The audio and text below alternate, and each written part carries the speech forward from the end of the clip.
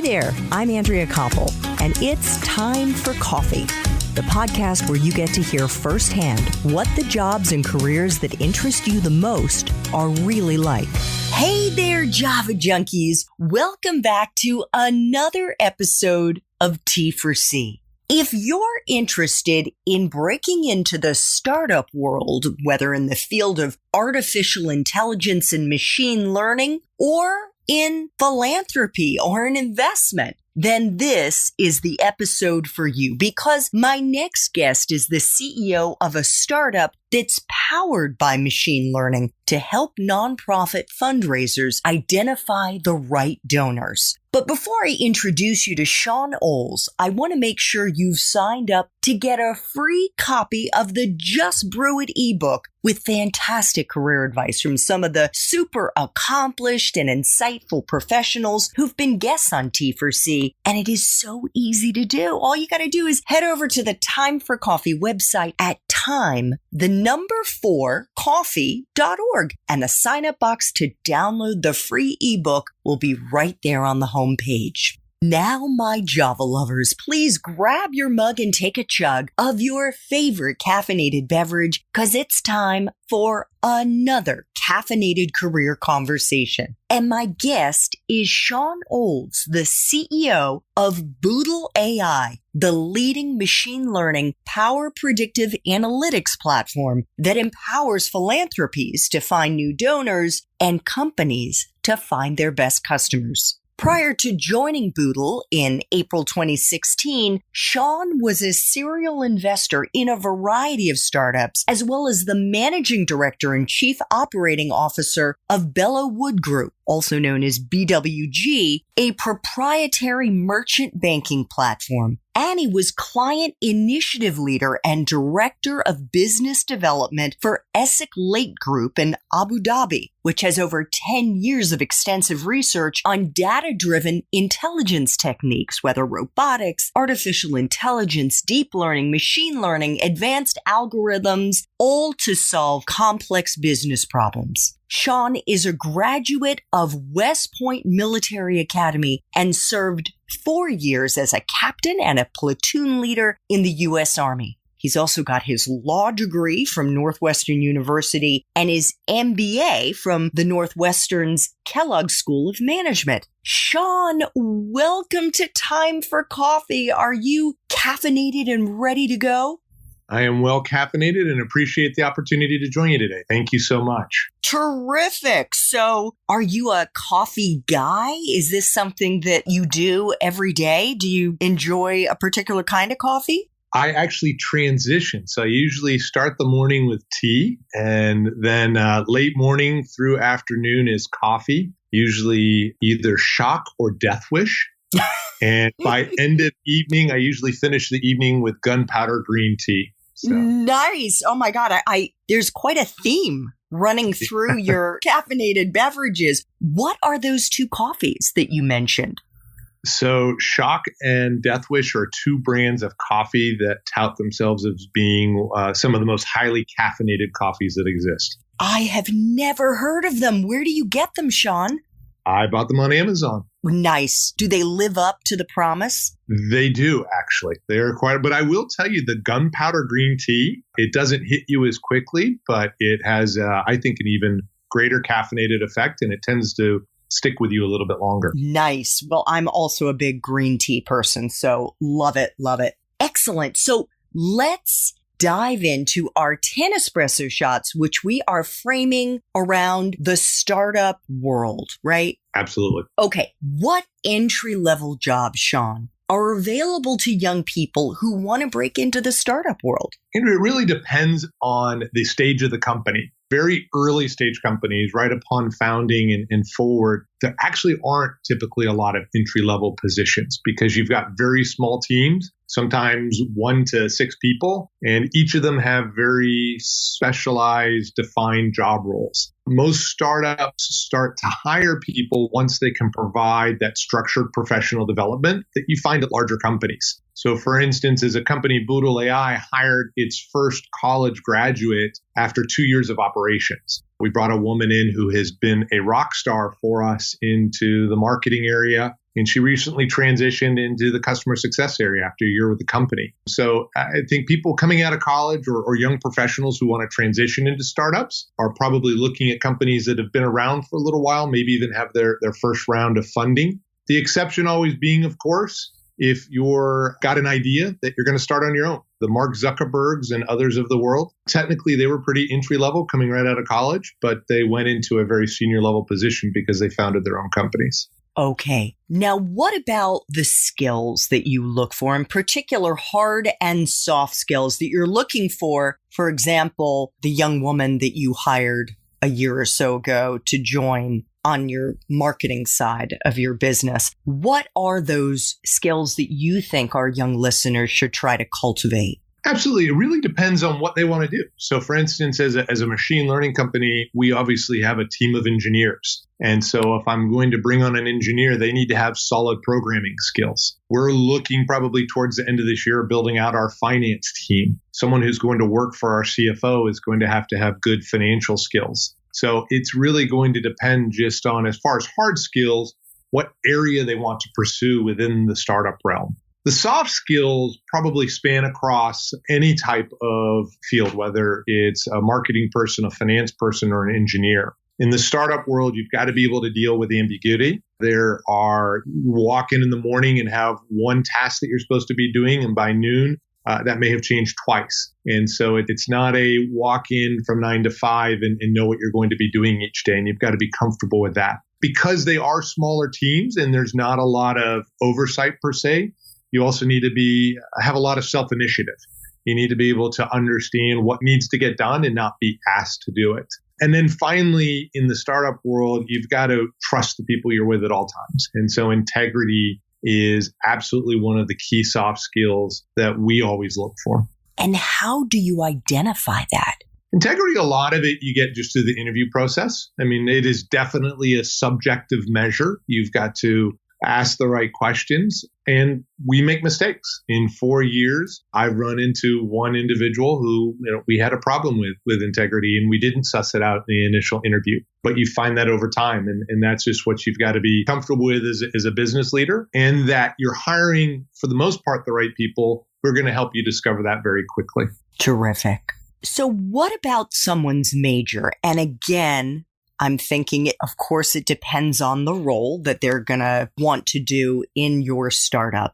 But is a person's major a deciding factor to get into the startup world, Shawn? In other words, if they haven't studied machine learning, computer science, marketing, whatever that subject might be that aligns with the department, is it a deal breaker? Absolutely not. So getting into the startup world, I've seen people with all sorts of degrees in where they've come from. Now, if you're trying to start a technology company and you go ask investors to invest in you and you're an English major with no programming experience, that might be a little bit hard. But there are people with history degrees and English degrees and technical degrees that have started companies. And I would go a step further and say, it really does not matter what the school you came from either. I see people from all sorts of universities and backgrounds. One of the greatest things I saw someone do, a good friend of mine had a son who was getting ready to college. There's another West Point graduate friend of mine, and his son was a little bit stressed about getting into a quote unquote name brand school. And this particular friend of mine ran a private equity firm that had invested in over 100 companies. And one day he came home and he had printed out, he had these college logos and had literally over 40 of them and just spread them all over the dining room table. And there were a couple of recognizable names. There was a Harvard, there was a Yale, but there were large majority of them were names that his son had never seen before. And when his son asked his dad what the point was, he said, every single one of my portfolio companies is successful. And these are the schools that they graduated from. So the majority of the successful CEOs had not come from big name schools, but had come from other schools throughout the country that provided the same foundation they needed to be successful in the startup world. I love that. And I know that there are many examples of CEOs of name brand tech companies. Like, for example, I believe Jack Ma of Alibaba was an English major. There are so many of them that were on the humanities side. And again, not necessarily at the name brand schools. fantastic, Shawn. Thank you. How important is it to have a grad school degree? And I'm not talking about for entry-level hires, more so for somebody who would one day like to be in the C-suite, would like to run a startup as you are right now. You've got a couple of them. How important do you think they are? And if so, what do you think are the most useful ones to have? Sure. So in the C-suite or even in the very executive suite, we're getting ready to hire data scientists right now. And we've put out very strictly in the job description that we would prefer someone with a PhD, but that we won't even look at someone who doesn't at least have a master's. And that's because it's a very hard science field that we're looking for. As you look a little bit more broadly, especially people who are starting companies, I think it becomes very important to investors on what sort of degrees you have. That's not always true. There are plenty of people who have been very successful without graduate degrees. But by and large, if you've got to go out and get investors and get people behind you, MBAs are always kind of solid, but it's not necessarily what you learn there as much as it is the network. I can't tell you the number of times over the past 4 years, as well as other companies I've worked in since going to graduate school, where I've been able to call and leverage experience of my classmates in areas that I didn't have an expertise in. And that's part of what grad school does for you, is it just really expands your networks and opens new horizons that you can then help build your own company with. Oh my goodness, that is such a great point. What about life experiences? So those experiences outside the classroom, for example, you served in the U.S. military, in the U.S. Army. Thank you so much for your service to this country, Shawn. What do you think are the most useful life experiences for someone starting out in the startup world? I have to say, and I got plenty of this in the military, but one of the greatest life experiences if you're going to be in the startup world is failure. Having gone through and failed before makes you realize that you can recover and that when things get bad, they're not as bad as they could be. And the great thing about failure also is that when you start to get successful, it gives you a bit of humility in those good times. And that's the type of leadership you want to be able to have, is the strength of character to carry through the tough times, but the ability to be humble in the good times. Yeah. And the grit. Absolutely. Shawn, what is the best part for you of being in the startup world? I think the best part is it's always something different. And that was what I enjoyed about the Army the most. One day we were jumping out of airplanes, and the next day we were being deployed to do hurricane relief along the coast. And that was fun. The difference in the startup world is it can change by the hour. I may be talking to an investor 1 hour, customer the next hour, my development team the next hour, and then a podcast the next hour. And that's just the morning. I still have a full afternoon to do after that. So it's fun and exciting and always different. And you're probably always learning. Absolutely.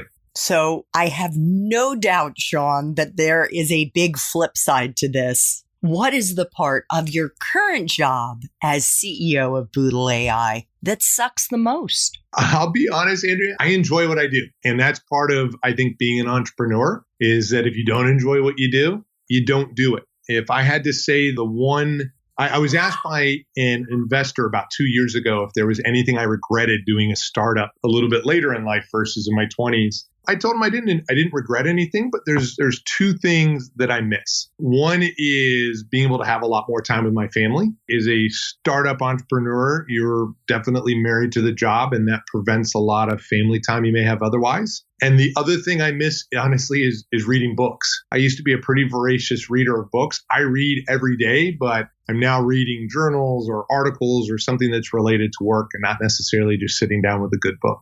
Yeah, that would definitely be a downside. And as you and I were chatting before we started this interview, even though now, and we should let our listeners know we're doing this interview in the beginning of June of 2020, and obviously the coronavirus is all over, and you're working from home, which is great because you've got 2 little kids and you can spend more time with them. But you also mentioned to me that you're carving out a few hours at the end of the day to spend with them, and then you're back on the computer from 9:30 until 1 in the morning. So those are some really long days. And that's pretty typical in the startup world in the early stages. Until you hit profitability, as a leader in the company. And so that's one of the things is, my team definitely works longer hours than if they were at a standard kind of 9 to 5 job. But as leaders, the CXO team, which there's 4 of us, we really try to watch the team and make sure that they're not putting in the same amount of hours. We don't need to burn them out. And a lot of them don't have experience putting those type of hours in. That being said, I worked at a startup it wasn't my startup very early on out of the military. So in my mid-20s. And it was a real ebb and flow. On good days, we wouldn't show up to the office until about 10 o'clock in the morning. And we'd go home at 8, 9 o'clock at night. And that was a day. But there were other days where we slept. If we slept at the office overnight, just because you had deadlines and things you need to get done. You give up a very 9 to 5, 5-day-a-week schedule, but you also get a lot more fun, a lot more camaraderie, but longer hours no matter what. Another great point. So, Shawn, what is the best career advice you've ever gotten? And I'm guessing you've gotten a lot. I have definitely received a lot over the years, but probably the best advice I got several times throughout my military career, and it always seemed to be from non-commissioned officers, was that you need to take care of your people. And if you take care of your people in the military, if you take care of your people, they will take care of your unit. And in the private sector, that translates, if you take care of your people, they're going to take care of the company. And so I have always tried in every endeavor I've done to make sure that my team is always taken care of. And that, as you mentioned, with COVID-19 has become a little bit different challenge in handling. And we've had to find new ways to work with that and make sure that our team is as completely taken care of as they can be. We should also mention that Boodle AI is hiring. I went on your website earlier this week and saw that you've got at least half a dozen positions that are listed. Are they still current? I believe everything that is up there is still current. Yes. Okay, so you get a sense of the ethos of the company, my friends. 2 final espresso shots, Shawn. What movies, if any, or Netflix, Amazon, Hulu shows, or books do you think accurately sum up this profession? Well, as I mentioned to you, it's been a little while since I've read some books, and it's outside of Frozen or other children's shows. It's been a while since I've watched some good movies. So I can't say that any particular that comes to mind that sums it up. And part of that is it's such a diverse experience. You talk to a person at one startup who was at the early days of Facebook, and I have friends who were, and you talk to other friends who were at the early days of Google. And while there's some commonalities, there are also many differences. Fair enough. And I know just from having interviewed other guests who are in the startup world and from having watched at least season 1 of Silicon Valley, they do say that show gives you a really good flavor, a good taste for what that life is like. And it's a comedy, so obviously there are certain things that may seem a little extreme, but I think it is a fair representation of the kind of ebb and flow to the journey that is involved in trying to build a startup. So, final espresso shot. What would Java junkies be surprised to learn about your profession, Shawn? I'll tell you a surprise that came to me actually when I went to grad school. So I grew up in the startup world in the late 90s, which was the dot-com boom. And I grew up in a world where you either failed or you went to $1 billion.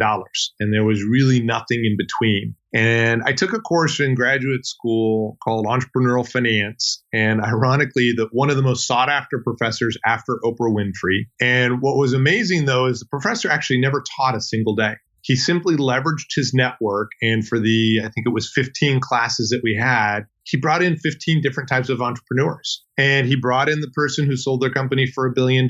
He brought in the person who had absolutely failed. But he also brought in people that had a variety of different types of businesses. And one of the most common entrepreneurs across the country are what are called lifestyle entrepreneurs. So they are people who don't necessarily work the egregious hours, because they're not trying to build towards a $1 billion company. They have a wonderful business that works well with their lifestyle and allows them to pursue what they want, but they're not worried about becoming the next Twitter or the next Facebook or the next Google. And so, and that's, I'm giving you 3 different types of entrepreneurs. There are many other different types out there. So I think that the surprise for me was to learn of the variety of different types of entrepreneurs one can be. What a wonderful note to end on. Shawn, thank you so much for making time for coffee today, for making time for either shock or death wish with me today and with the Time for Coffee community. This was just wonderful. Andrea, thank you so much for having me. It was a pleasure.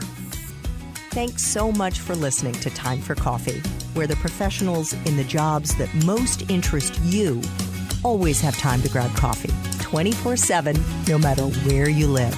I have one quick favor to ask you. Remember to rate, review, and subscribe to Time for Coffee. Thanks so much.